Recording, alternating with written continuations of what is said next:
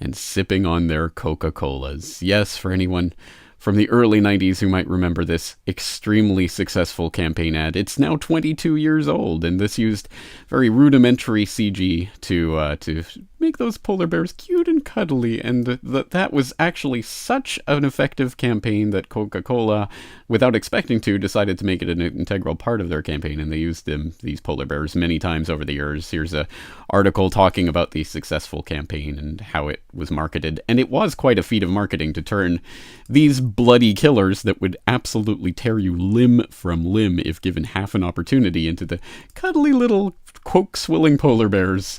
But it did, I mean, it was psychologically an interesting ad campaign, because certainly they did tap into the teddy bear type image that people love to sympathize with. And, well, Coca-Cola wasn't the only ones who did that type of psychological manipulation. You might remember this tragic little scene from The Inconvenient Truth of Al Gore, where he shows this and narrates about, oh, these polar bears are starting to drown because they can't swim because they're looking for sea pack ice that's melting in the Arctic. Oh, look at this. This is proof that polar bears are drowning and dying.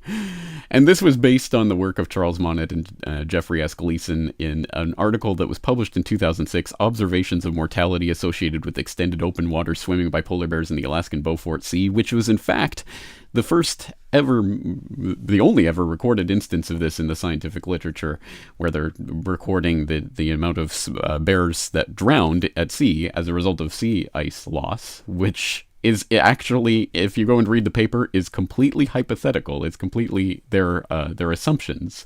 They observed 55 polar bears, 51 were alive, and of those, 10 were in open water. In addition, 4 polar bear carcasses were seen floating in open water and had presumably drowned.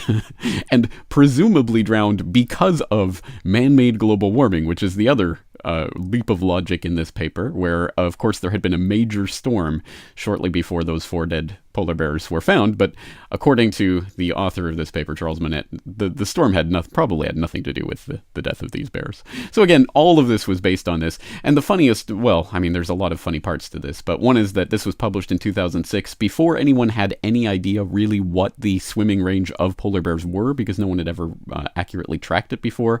This is noting that the polar bears swimming in open water in 2004 were swimming 8.3 plus or minus 3.0 kilometers to land, and 177.4 plus or minus 5.1 kilometers to the pack ice edge. Well, in 2008, they actually did radio collar a polar bear and found that it made a continuous swim of 687 kilometers over 9 days. A continuous swim of 687 kilometers. Yes, polar bears can swim hundreds and hundreds and hundreds of kilometers. So this is largely bogus, and well, people might know that Charles Monnet was actually suspended over the dead polar bears report and was investigated for those claims, but don't worry, he was cleared for any scientific misconduct regarding them. I'll throw in a transcript to the hearing where he was grilled about this paper. It's quite humorous, especially where he claims the storm had nothing to do with the deaths of these polar bears. But that was enough to ingrain the polar bear as one of the iconic symbols of global warming, the global warming ambassador to the world, so that now, for example, an ice sculpture polar bear is melting in the middle of Montreal, therefore man-made climate change. Or Science magazine a few years ago had this hand-wringing op-ed about climate change and the integrity of science. We are deeply disturbed by the recent escalation of political assaults on scientists in general and on climate scientists in particular. A report that they originally illustrated with this quote-unquote photograph, which isn't a photograph at all, but a Photoshop. They eventually had to retract this, saying the original image associated with this letter was not a photograph, but a collage. The image was selected by the editors, and it was a mistake to have used it. So again, the polar bear floating out there in the ice, stranded out on the ice, what's it going to do, is fake, and is constantly used as the image to make us believe in this global warming scare. And then there's just garbage nonsense like this with these polar bears, these bloody polar bears falling from the sky in this commercial.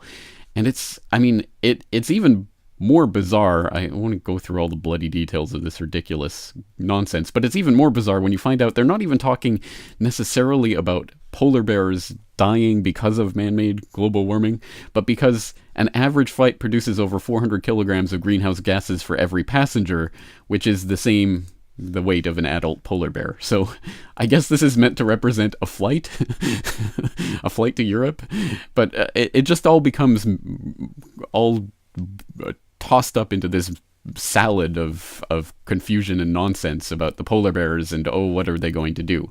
Well, what does the actual science say about polar bear populations and how they're doing? Well, the IUCN Red List of Threatened Species for 2015 was just released on Ursus maritimus, aka the polar bear. So what does it actually have to say about the polar bear population? Well, if you read through this pretty detailed report, the ultimate takeaway: current population trend, unknown. But we do have some additional data. Extreme fluctuations in the population? No. Number of subpopulations? 19. Extreme fluctuations in subpopulations? Nope. Population severely fragmented? Nope. Continuing decline in subpopulations? Nope. All individuals in one subpopulation? Nope. Nope. It seems like, this has been significantly downgraded from earlier estimates of declining that used to be asserted that there was a declining population trend. Now it's unknown. There used to be talk about threat of extinction. Now there is literally no mention of threat of extinction whatsoever in the IUCN Red List here. So people might wonder how it is that the population it could be, for example, the current population trend could be unknown. Well, that's because they are starting to admit that their population estimates are ridiculously out of sync with reality. And you can find out more about how the scientists actually quote-unquote count bears, which they don't actually do. It's not like they're out there taking head counts of bears. It's that they're putting them into population models. And to give you an idea of how that works, for example, this article by Jim Steele of the Sierra Nevada Field Campus of San Francisco State University talks about mark and recapture studies in which the estimate of population abundance is skewed by the estimate of survival.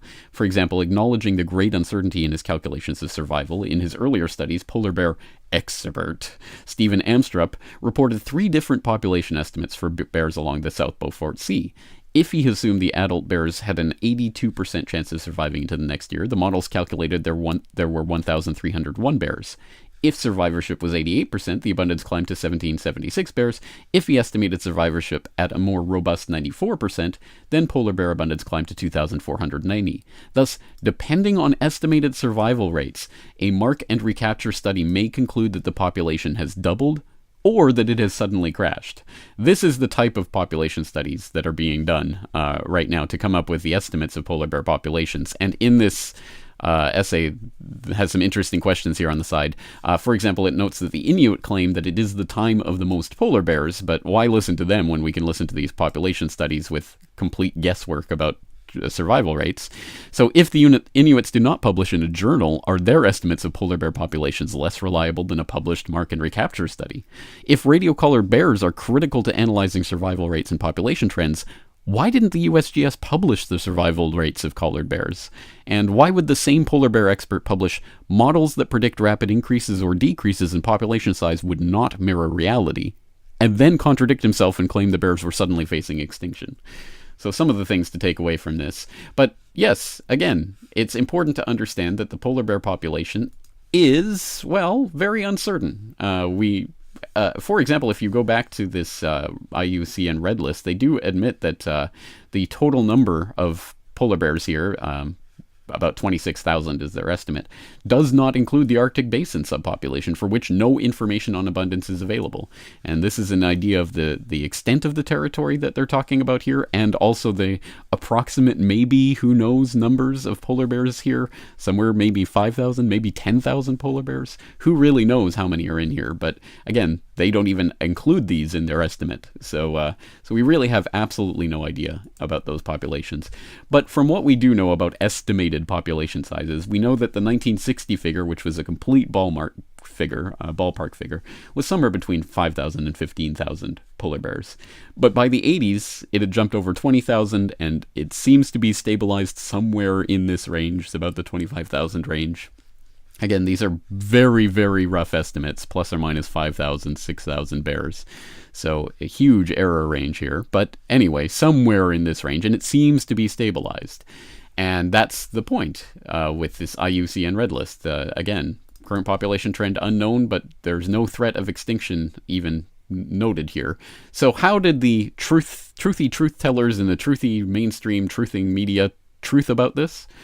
Polar bears facing extinction as numbers to fall by 1/3 over next 40 years. Oh, facepalm. Yes, so this is the way that this issue is dealt with every single time it comes up with. So ultimately, this goes back to the IUCN Red List puts this as vulnerable, which is the least endangered category of the endangered species. You have vulnerable, endangered, critically endangered, extinct in the wild. Below that is near threatened and least concerned, which are not actually seen as threats at all. So vulnerable is the sort of least threatened category. And how does one actually get into that category? Well, if you go to the IUCN Red List categories and criteria, you'll find that in order to qualify for vulnerable, there are a few criteria that have to be met. For example, reduction in population size based on any of the following: an observed, estimated, inferred, or suspected population size reduction over the last 10 years. No, that doesn't apply to this. Observed, estimated, inferred, or suspected population size reduction over the last 10 years or 3 generations. No, again, as we know from these estimates, it looks pretty stable for the last few generations. So that's not it. A population size reduction of about greater than or equal to 30% projected or suspected to be met within the next 10 years or 3 generations, whichever is the longer. Bingo, we have a population size reduction estimate for the next 3 generations of 30%. And the next 3 generations, interestingly enough, they changed the length of a polar bear generation in this IUCN Red List. It used to be 15. They now say it's about 11.5, which means 3 generations is going to be 35 years. Bingo bango, 2050. So now they're saying by 2050, there may be a 30% reduction in the population, which they're saying with a 70% confidence interval. So that's how it got listed as vulnerable. But that population projection is not only unwarranted, it's actually exactly the opposite of what would be warranted from the science. So let's go to some of the actual science, which is not being used to come up with this projected population reduction. Reasons to petition Congress to investigate USGS's dubious polar bear claims. Again, at landscapecycles.net by Jim Steele of San Francisco State University, where he notes that greater than 80% of most polar bears' annual stored fat is accumulated during the ringed seal pupping season that stretches from late March to the first weeks of May. And well-documented observations report that cycles of heavy springtime sea ice have drastically reduced ringed seal reproduction. Heavy springtime ice is likely the greatest cause of polar bear nutritional deprivations, yet not one USGS model incorporates sea ice conditions during this critical time where they get more than 80% of their annual stored fat. Again, this is well documented in the literature, but USGS goes directly against that when they're doing their population estimates. And they concentrate on late fall and summer sea ice, which does not affect the majority of their stored fat. In fact, very, very little hunting goes on in those months. But of course, that doesn't fit the climate change agenda. Global warming is killing them. Therefore, we have to focus on the summer ice. Which, again, is also a fraud because, again, multiply attested to in the scientific literature, there was a period in the early Holocene, somewhere between 5,000 and 8,000 or 9,000 years ago, where there were ice-free summers in the Arctic. This has happened before in the time frame of the polar bears themselves. Polar bears have been around for much longer than simply the Holocene, and they have faced and survived ice-free summers well before there were, man-made CO2 emissions that were supposedly driving climate. So, again, that in and of itself is a fraud. It's fraud upon fraud upon fraud upon fraud. And just for more, I will throw in this link from Dr. Susan J. Crockford at polarbearscience.com, who writes about the polar bear hyperbole and has this 20 good reasons not to worry about polar bears. She's a zoologist who's studied polar bears extensively and writes about Arctic marine mammals. And she goes through and debunks all of the various nonsense and propaganda that gets thrown out about, oh, the polar bears, they're all dying. The long story short on all of this is that they're a cute, cuddly little image that is used to sell a bunch of garbage nonsense about man-made climate change. But what else is new there? I mean, it's very, very, very easy to sell a BS sandwich, and very, very difficult to sit down and explain to people what is wrong about that BS sandwich. But you would think that the fact that the polar bears are not even talked about as being in danger of extinction at this point would be a good thing for people who actually cared about polar bears. If you really care about the polar bears, you should be glad that, in fact, things are not as bad as they were, and in fact are likely very, very much better. And in fact, all of the models used to predict declining populations are going exactly counter to the published science on what is healthy for polar bear populations. But of course, this is not about actually caring about polar bears. It's about scoring points in some sort of battle to try to convince people of man-made global warming, and to try to give them nightmares about polar bears falling from the sky and cute little Coca-Cola polar bears.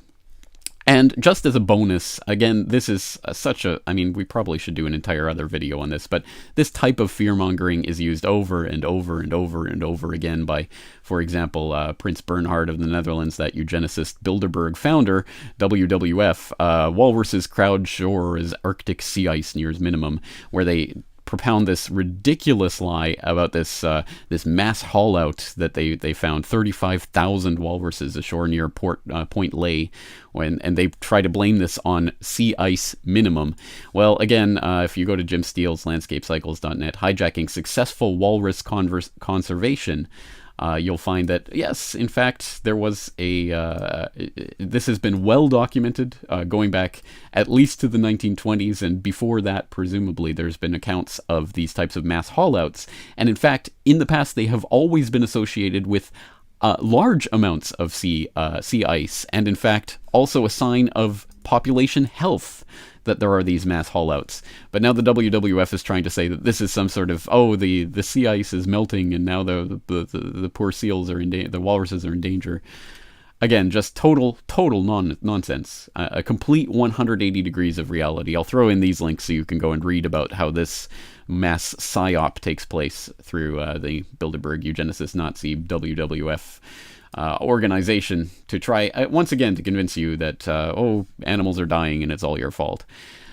Again, if you actually care about animals, I've just delivered a lot of good news to you, but if you don't care about animals and just want to score points for your climate change agenda and the ultimate shutting down of human civilization, well, then I guess congratulations, because you're winning in the hearts and minds of many millions of people who are waiting breathlessly to see if the dear fearless leaders in Paris can come up with an agreement that will stop the polar bears from dying. A lot of